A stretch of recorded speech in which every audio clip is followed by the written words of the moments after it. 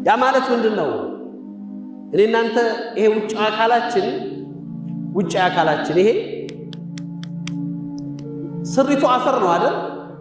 አፈር እኮ ነው፣ ሌላ የለውም። ከወርቅ ነኝ ይላል።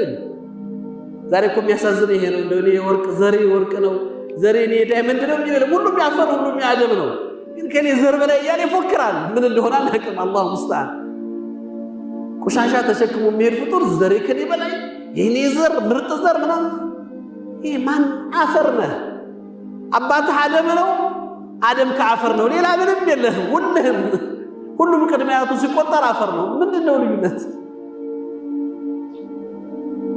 ይሄ ተራ የሆነ የጠባብ ፉከራ።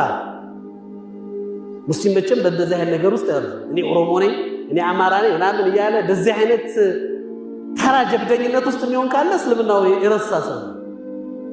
ሙእሚን በቀበሌ አይታጠርም። ሙእሚን በሰፈር አይታጠርም። አይደለም ሰፈር ዓለም ያንሰዋል። ሙእሚን ዓለማዊ ሆኖ የተፈጠረ ነው። ስለ ዓለም የሚጨነቅ ነው ሙእሚን። መንደር ውስጥ አይቀርም ሙእሚን። ሰፈርተኛ አይሆንም። በቡድን የሚኖር አይደለም ሙእሚን። ይዘን እዚህ የተፈጠርንለት ይሄ አካል አፈር ነው። አፈር ስለሆነ ብዙ ጊዜ አፈር ጋር ነው የሚገናኘው። ስጋው ምኑን ቅጠሉን ይፈልጋል። እሱን ሲያበዛ ደግሞ ይደክማል። ሩህ የምትባለው ነገር ደግሞ ዑሉዊ ናት አይደለ?